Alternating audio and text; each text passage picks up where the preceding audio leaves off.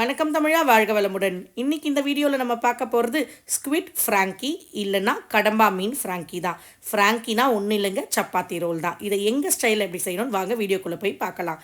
இதுக்கு நம்ம ஒரு பெரிய சைஸ் கடாய் எடுத்து அடுப்பு மேலே வச்சுக்கோங்க. நல்லா கடாய் சூடான அப்புறமா 2 டேபிள் ஸ்பூன் சன்ஃப்ளவர் ஆயில் விட்டுக்கோங்க. கூடவே பொடியாக நறுக்கின பூண்டு, ஒரு பெரிய சைஸ் பூண்டை பொடியாக நறுக்கி சேர்த்துக்கோங்க. ஒரு பெரிய சைஸ் இஞ்சியும் பொடியாக நறுக்கி சேர்த்துக்கோங்க. இது ரெண்டுத்தையும் நல்லா வதக்கிக்கோங்கணும். நல்லா பொரிஞ்சா மாதிரி வர வரைக்கும் வதக்கணும். அதுக்குன்னு தீச்சிடக்கூடாது ஃப்ரெண்ட்ஸ். நல்லா இந்த ஸ்டேஜில் வந்த அப்புறமா நம்ம 5 பெரிய வெங்காயத்தை பொடியாக நறுக்கி வச்சுருக்கோம். அந்த வெங்காயத்தை சேர்த்துக்கோங்க.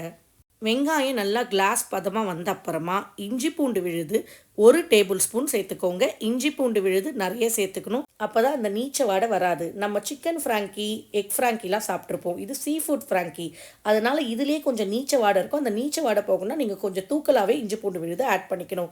அப்புறம் இந்த மாதிரி பொடியாக நறுக்கி வச்சுருக்கோம் இல்லையா கடம்பா மீன், அந்த மீனையும் இதில் சேர்த்துக்கோங்க. கனவா இல்லை கடம்பான்னு தான் இதை சொல்லுவோம். அதையும் சேர்த்துக்கோங்க. நல்லா சேர்த்து வதக்கிக்கோங்க. நல்லா வதங்கணும். இதுக்கு நம்ம ஒரு சொட்டு தண்ணி கூட விடக்கூடாதுங்க. கடம்பா மீனோ இல்லை இறாலோ இல்லை சின்ன சைஸ் இறால் எதுவாக இருந்தாலும் நீங்கள் தண்ணியே விடக்கூடாது. அதுவே நல்லா தண்ணி விட்டுக்கும். நீங்கள் மீறி தண்ணி விட்டிங்கன்னா அது வேகிறதுக்கு மேக்ஸிமம் 5லேருந்து 6 நிமிஷம் தான் ஆகும். நீங்கள் தண்ணி விட்டு அதை தண்ணி வத்துற அளவுக்கு விட்டிங்கன்னா ரப்பர் மாதிரி ஆயிரும். இப்போ இந்த ஸ்டேஜில் கொஞ்சம் உப்பு போட்டுக்கோங்க. உப்பு, அதுக்கப்புறம் காஷ்மீரி சில்லி தூள் இங்கே நாங்கள் 1 டேபிள் ஸ்பூன் அளவுக்கு ஆட் பண்ணியிருக்கோம். இந்த டிஷ்க்கு காரம் கொடுக்கக்கூடிய ஒரே விஷயம் இதுதான். நம்ம இங்கே பச்சை மிளகா ஆட் பண்ணல. கொஞ்சமாக கரம் மசாலா தூள் ஆட் பண்ணிக்கோங்க. கரம் மசாலா தூள் இங்கே 3/4 ஸ்பூன் நம்ம ஆட் பண்ணிக்கிறோம். யூஸ்வலாக குழம்பெல்லாம் வச்சா நம்ம கரம் மசாலா தூள் ஆட் பண்ணுறது இல்லை. பட் இந்த டிஷ்க்கு நீங்கள் ஆட் பண்ணி தான் ஆகணும். அதுக்கப்புறமா ஒரு 1/4 ஸ்பூன் ஜீரகத்தூள் ஆட் பண்ணிக்கோங்க. ஜீரகத்தூள் ரொம்ப ஆட் பண்ணிங்கன்னா கசப்பு எடுத்துரும். அதனால கொஞ்சம் திட்டமாகவே ஆட் பண்ணிக்கோங்க. கசப்பு எடுத்துட்டா டிஷ் நல்லா இருக்காது. இதெல்லாம் சேர்த்துட்டு அதுக்கப்புறமா பெப்பர் தூள், கருப்பு மிளகு பொடி, இது 3/4 ஸ்பூன் சேர்த்துக்கோங்க. ஒரு 1/4 டீஸ்பூன் மஞ்சள் தூள் சேர்த்துக்கோங்க. நம்ம தண்ணியே ஊற்றலை, எவ்வளோ தண்ணி விட்டுருக்குங்க பாருங்கள். நல்லா வதக்கிக்கோங்க. பச்சை வாசனை போகணும். போட்ட மசாலாலாம் கூடவே அந்த நீச்சல் ஸ்மெல்லும் போகணும். அதனால் நல்லா வதக்கிக்கோங்க. வதக்கிறது நம்ம 5லேருந்து 6 நிமிஷத்துக்குள்ளே வதக்கிட்டு ஆஃப் பண்ணிடுங்க. இப்போ நம்ம எப்பயும் போல் சப்பாத்தி மாவு பிசைஞ்சு வச்சுருக்கோம். இதை நல்லா இந்த மாதிரி பிசைஞ்சிட்டு இந்த மாதிரி கட் பண்ணி வச்சுக்கோங்க. ஒரு பெரிய சைஸாகவே கட் பண்ணி வச்சுக்கோங்க. இங்கே நம்ம மெல்லிஸாக திரட்டணும், திக்காக திரட்டக்கூடாது. சப்பாத்தி மாதிரி பாருங்கள் எப்படி திரட்டுறாங்கன்ட்டு. மெல்லிஸாக திரட்டி நம்ம என்ன பண்ண போகிறோம்னா ஒரு ஃபுல்லாக அதை கட் பண்ணி எடுத்துக்க போகிறோம். ரவுண்ட் ஷேப்பில் இருந்தால் தான் உங்களுக்கு அதை ரோல் பண்ணுறதுக்கு ஈஸியாக இருக்கும்.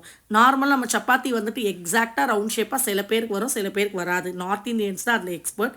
இப்போ எங்கள் அம்மா பாருங்கள், நல்லா பெருசாக மெல்லிஸாக திரட்டிட்டு ஒரு பெரிய மூடியை வச்சு அதை கட் பண்ணுறாங்க. இதை கட் பண்ணிவிட்டு நம்ம எடுத்து வச்சிடலாம். இப்போ முட்டை இங்கே நம்ம 3 முட்டை எடுத்திருக்கோம். இந்த 3 முட்டையும் இந்த மாதிரி ஒரு கிண்ணத்தில் ஊற்றி நல்லா அடித்து வச்சுக்கோங்க. இப்போ இந்த கடம்பா ரெடி ஆயிடுச்சுல. 5லேருந்து 6 நிமிஷம் தான் ஃப்ரெண்ட்ஸ் நம்ம வதக்கணும். இப்போ இந்த அடித்த முட்டையை இதில் ஊற்றிக்கோங்க. முட்டையை அடித்து ஊற்றுங்க, அடிக்காமல் ஊற்றாதீங்க. இந்த மாதிரி நல்லா கலரி விட்டுக்கோங்க. முட்டை ரொம்ப முதல்ல கலரக்கூடாது, கொஞ்சம் நேரம் கழித்து தான் கலரணும். பாருங்கள், நல்லா ரெடிமேட் சப்பாத்தி மாதிரி இருக்குது இல்லையா? எங்கள் ஃப்ரெண்டு ஒருத்தவங்க வந்தாங்க, இதை செய்யும்போது அவங்க ரெடிமேட் சப்பாத்தியானே கேட்டாங்க. இல்லை, நாங்கள் தான் செஞ்சோன்னும் போது அவங்க நம்பவே இல்லை. அப்புறம் அவங்க எதிரில் ஒரு சப்பாத்தி வேறு செஞ்சு காட்டணும். இப்போ பார்த்தீங்களா, இந்த ஸ்டேஜில் கொஞ்சமாக சாட் மசாலா ஆட் பண்ணிக்கோங்க. முட்டை நல்லா இதாகிடுச்சு இல்லையா? அதுக்கப்புறம் சாட் மசாலாவும் கொரியாண்டர் லீவ்ஸ், அதாவது கொத்தமல்லி இலை பொடியாக நறுக்கி ஆட் பண்ணிக்கோங்க. இதெல்லாம் நீங்கள் ஆட் பண்ணிட்டீங்கன்னா நம்ம ஃப்ராங்கியோட ஸ்டஃபிங் ரெடி. வாங்க இப்போ ஃப்ராங்கி, அதாவது சப்பாத்தியை நம்ம சுட்டுட்டு இருந்தோம் இல்லையா, அதை பார்க்கலாம். நாங்கள் இங்கே கோதுமை மாவு தான் யூஸ் பண்ணியிருக்கோம். யூஸ்வலாக ஃப்ராங்கி மைதா மாவில் செய்வாங்க. நான் ஏற்கனவே சொன்ன மாதிரி முடிஞ்ச அளவுக்கு மைதாவை அவாய்ட் பண்ணுறது நல்லது. இப்போ ஒரு முட்டை ஆம்லெட்டை மெல்லிஸாக போட்டு உப்பு மிளகுத்தூள் போட்டு இந்த மாதிரி போட்டு வச்சுட்டு ஒரு பக்கம் தான் சப்பாத்தியை வேக வச்சுருக்கோம், இன்னொரு பக்கம் வேகலை. வெந்த சப்பாத்தியை அந்த முட்டை ஆம்லெட் மேலே போட்டு இந்த மாதிரி வச்சுட்டு திருப்பி இப்போ முட்டை ஆம்லெட்டோடு சேர்த்து அந்த சப்பாத்தியை திருப்பி போட்டு வேகாத பக்கத்தை வேக வைக்க போகிறோம். பாருங்கள் எப்படி அவங்க திருப்பி போடுறாங்கன்னு பாருங்கள். அவ்வளோதான். இப்போ பார்த்தீங்கன்னா இந்த முட்டை ஆம்லெட்டும் வெந்த பக்கம் சப்பாத்தியும் நல்லா ஒட்டிக்கும். முதல்ல சப்பாத்தியை நல்லா மெல்லிஸாக திரட்டிட்டு ஒரு பக்கம் மட்டும்தான் நீங்கள் சுட்டு எடுக்கிறீங்க. பாருங்கள் எந்த அளவுக்கு வந்திருக்குன்ட்டு. இப்போ இதை எடுத்து நம்ம தட்டில் வச்சுட்டு ரோல் பண்ணுறது எப்படின்னு பார்க்கலாம். பாருங்கள், அந்த கடம்பா இப்போ கடம்பாவோட ஸ்டஃபிங் கொஞ்சம் அதிகமாக தான் நீங்கள் வச்சு ரோல் பண்ண போகிறீங்க. ரொம்ப அதிகமாக இல்லை, ரொம்ப கம்மியாக இல்லை. பாருங்கள், இதை இப்படி டைட்டாக ரோல் பண்ணோங்க. நீங்கள் லூஸாக ரோல் பண்ணிங்கன்னா நல்லா இருக்காது. இங்கே நாங்கள் டூத் பிக் இருக்கு இல்லையா, அதை வச்சு பண்ணியிருக்கோம். நீங்கள் உங்கள் வீட்டில் பார்ச்மெண்ட் பேப்பரோ இல்லை பட்டர் பேப்பரோ வச்சு அதை வச்சு டைட்டாக ரோல் பண்ணிக்கோங்க. எங்கள் வீட்டில் பட்டர் பேப்பர் இல்லாதால நாங்கள் டூத் பிக் வச்சுருக்கோம். இப்போ இதை வந்துட்டு நம்ம சாஸோட சர்வ் பண்ணலாம். நம்ம ஏற்கனவே ஒரு வீடியோ அப்லோட் பண்ணியிருக்கோம் இல்லையா, டொமேட்டோ சாஸ் எப்படி செய்கிறது, அந்த சாஸ் ரெசிபி தான் நம்ம இங்கே யூஸ் பண்ணியிருக்கோம். இதோ காட்டுறாங்க பாருங்கள். நிஜமாகவே சொல்கிறேன், நீங்கள் கடைக்கு போய் இனிமேல் சாஸே வாங்க வேணாங்க. வீட்டிலே இந்த மாதிரி செஞ்சு பாருங்கள். ஃப்ராங்கிக்கும் கடைக்கு போக வேணாம், சாஸ்க்கும் கடைக்கு போக வேணாம். இந்த மாதிரி ரெசிபீஸ்லாம் செய்யணும்னா எங்கள் சேனலை நீங்கள் லைக், ஷேர் அண்ட் சப்ஸ்கிரைப் பண்ணணும். கூடவே இந்த டிஷ்ஷெல்லாம் ட்ரை பண்ணி பார்த்துட்டு எப்படி இருந்ததுன்றதை மறக்காமல் கமெண்ட்ஸில் சொல்லுங்கள். இந்த மாதிரி விதமாக ஹெல்த்தியாக டேஸ்டியாக செஞ்சு கொடுத்தீங்கன்னா உங்கள் வீட்டில் இருக்கவங்க ரெஸ்டாரண்ட்டே போக மாட்டாங்க.